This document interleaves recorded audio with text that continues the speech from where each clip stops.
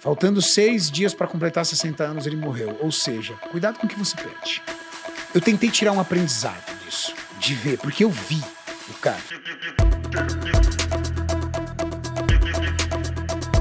Como que você ganha dinheiro hoje? Quais são as suas fontes de renda hoje? Eu sou sócio-diretor em 50% de ativos de uma indústria química e farmacêutica, que eu me tornei sócio aos 30 anos de idade, que era a empresa que eu era funcionário. Que isso, Então, olha. e é muito interessante a história de como eu comprei essa empresa e como eu surpreendi o diretor que eu comprei essa empresa e o desejo que ele tinha de se aposentar e o quanto e como isso se findou. É uma história, é um case interessante. Como assim? Caramba. Conta pra gente. Tem uma historinha. Que na verdade é o seguinte, eu entrei nessa empresa em janeiro de 2000, Você entrou como o quê? eu como responsável técnico já, eu era químico responsável. Eu era o gestor da fábrica e o responsável técnico da empresa. Desculpa, mas o que é um químico responsável? Químico responsável, toda indústria que tem um fator químico ou um fator farmacêutico, ela precisa de um responsável técnico. Aquele nome, se você pegar um produto químico, vem o nome aqui, ó, químico responsável. E ele responde por aquele produto, civil, criminalmente, e inclusive ele responde pelos processos internos da fábrica. Nossa, muito certo. É o responsável técnico. Como uma farmácia tem.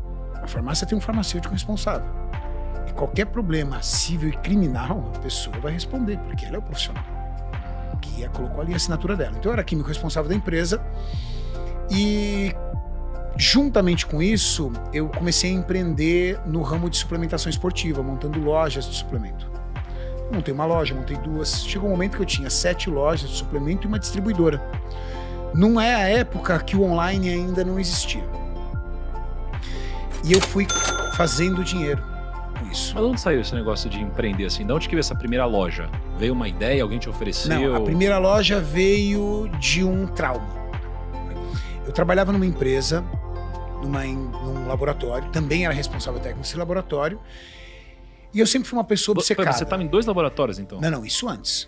Ah, Antes de 2000. Antes de 2000. Antes de entrar nessa empresa, exatamente antes de entrar nessa empresa, eu trabalhava num laboratório. Num laboratório numa multinacional. E eu sempre fui uma pessoa muito obcecada no trabalho, desde garoto. Então eu era o primeiro a chegar, o último a sair, extremamente competitivo dentro da empresa, e extremamente obcecado por processos, por aprender mais e por entregar. Então eu era o melhor funcionário da empresa e surgiu a oportunidade de fazer um curso incrível no Rio de Janeiro. Todos os meus colegas davam como certo eu ser o escolhido para esse curso. Inclusive eu também estava tranquilo. Afinal de contas, ninguém produzia mais do que eu. Eu tinha um chefe militar, já contei muitas vezes essa história em vários podcasts, mas vale a pena contar novamente. E ele era um cara muito sargento, muito general. E de poucas palavras. Chegou no dia de ele escolheu uma das minhas assistentes para o curso. E eu fiquei profundamente decepcionado. Subi até a sala dele e tomei coragem, porque nós morríamos de medo do homem. Tomei coragem e perguntei para ele por que eu não tinha sido escolhido. E eu gostaria de saber para eu poder melhorar e evoluir para poder merecer isso. Você já era forte assim já na época, não? Já era um pouco. Então, tinha que respeitar. Intimidou. Porra. Intimidei o homem, né? É. E aí ele virou para mim e falou assim: eu não posso ficar sem você aqui no laboratório. As coisas aqui não vão funcionar sem você. E aí eu falei assim, poxa, meu futuro não tá aqui. Aqui não tá meu futuro. Desci, chorei feito uma criança no banheiro, porque ele destruiu meu projeto. Meu projeto era construir uma carreira ali e empreender ali. Saí e eu tinha um filho de 5 meses, cara. Morava de aluguel, fudido. Fui lá no outro dia pedir demissão. Nossa, no outro dia? No outro dia pedi demissão. E aí, cheguei em casa e aquele terror, né? Todo mundo queria me matar, tudo tal, pela minha atitude e tudo. Bom, ele me ligou. Pediu pra eu voltar e falou assim, olha, se você treinar alguém pro teu lugar, porque ele começou a ficar perdido. Essa é a vantagem quando você também vai assumindo processos, né? Você vai assumindo o processo dentro da empresa, a empresa gera uma dependência de você. A empresa tinha uma dependência do meu trabalho muito grande. Ele falou, olha, se você treinar alguém pro seu lugar, eu demito você e você tem aí todas as suas rescisões e todos os seus direitos trabalhistas em mãos. Ok. Treinei alguém para o meu lugar, demorou aproximadamente 30 dias, recebi R$ 4.500. Esses R$ 4.500 viraram uma primeira loja. Abri a loja com R$ 4.500 e entrei nessa empresa. Nossa, mas naquela que época... eu sou sócio. Naquela época, 4 mil... Devia ser equivalente hoje a uns R$25 mil, mais ou menos. Era pouco, bem pouco. Tá, mas aí você montou a loja, Montei a loja. Você virou um químico ali. Aí eu trabalhava na outra empresa. Uhum. Então, o dinheiro da loja, eu fui abrindo outras lojas. Mas a ideia de montar a loja foi porque você tomava suplemento? A ideia de montar a loja era porque eu conhecia desse mercado. Eu entendia disso. Eu já treinava desde os meus 16 anos de idade. Consumia suplementação. E entendia o que as pessoas queriam na suplementação esportiva. E eu acreditava. Eu entendia daquilo. E consegui identificar um local que eu via potencial para poder ter um comércio desse ramo. Pelo volume de academias que tinha e pela falta de uma loja nesse segmento.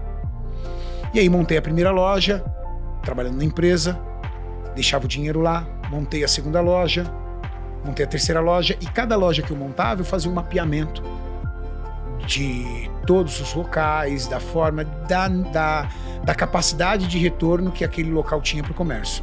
Chegou um momento que eu tinha 7 lojas e tinha uma distribuidora. O que é uma distribuidora? Eu comprava grande quantidade de produto das fábricas e vendia para lojas pequenas que não tinham ticket para comprar direto da fábrica, porque a fábrica exige um faturamento mínimo.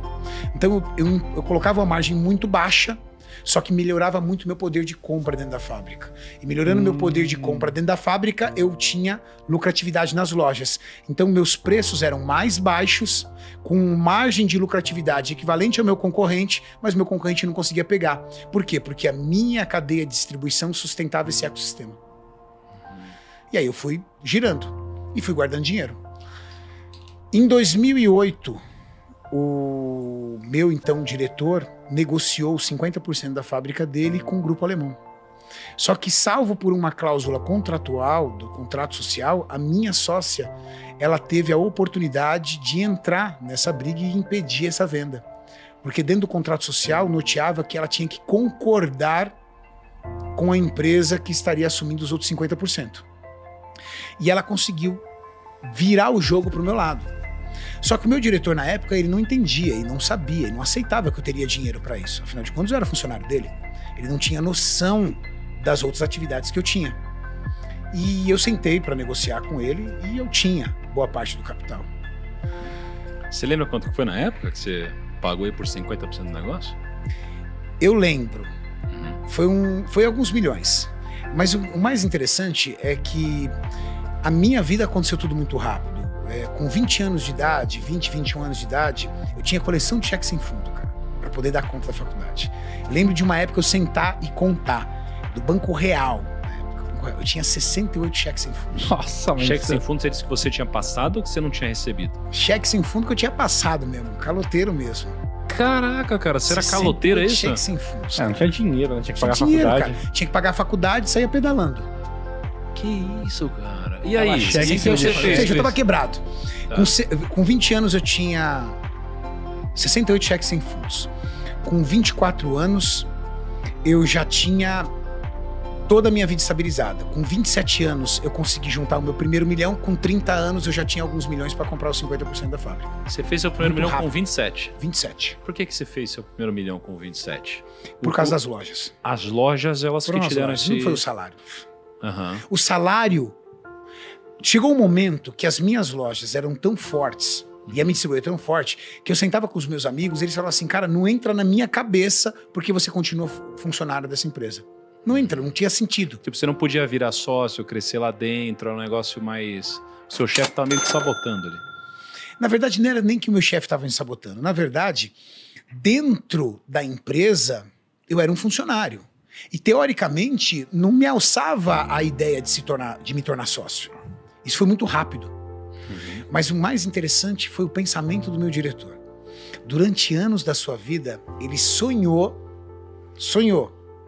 em se aposentar aos 60 anos. Ele falava, 60 anos, eu não trabalho mais.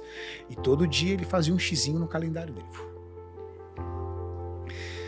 Quando ele vendeu a fábrica para mim, ele tinha 58 para 59 anos. Ele fazia em junho, ele vendeu a fábrica para mim em março. Entramos num acordo, paguei uma parte, tive que vender uma parte das lojas para poder pagar ele. Então também fui criticado pra caramba pelos meus amigos que eu tava um ramo da suplementação esportiva extremamente consolidado e eu queimei. Saí queimando para poder comprar a fábrica. Eu consegui ver... Que ano que foi isso daí? 2008. Eu consegui ver que a fábrica ia ser muito mais promissora do que aquele trabalho que eu vinha fazendo. E aí eu comprei a fábrica com ele com 58 para 59. E ali ele foi tocar a vida dele. E aos 60 anos ele disse que se aposentaria. Com 59 anos e faltando 6 dias para completar 60, ele morreu. Que isso, cara? Faltando 6 dias para completar 60 anos, ele teve um ataque fulminante e morreu. Caramba, meu. Nossa. É interessante, né? Cara, Triste, cara. aquilo foi tão marcante para mim e para minha sócia da fábrica que eu tentei tirar um aprendizado disso, de ver, porque eu vi o cara. Durante anos da minha vida eu vi ele falando, porque com 60 anos eu não trabalho mais. Ele ficava o tempo todo falando isso. Era a obsessão dele. Então, às vezes, por exemplo, ele discutia com a minha sócia e ele falava assim, eu tô avisando, se eu não arrumar alguém para comprar minha parte na fábrica, entendeu? A gente vai fechar isso aqui, porque com 60 anos eu não trabalho mais. Ele tinha dinheiro guardado, sempre foi uma pessoa muito conservadora, de hábitos simples, tinha dinheiro para tocar o resto da vida dele tranquila. Faltando 6 dias para completar 60 anos, ele morreu. Ou seja, cuidado com o que você pede. Caramba, cara. Tem que tomar um pouco de cuidado com o que você pede, porque às vezes você pode ser atendido. Sei lá, se você acredita em Deus por Deus, se você acredita nas energias pelas energias, mas ele disse que ele não ia mais trabalhar. Não falou como. Caramba. Caraca. Se aposentou cedo, né, Lucão?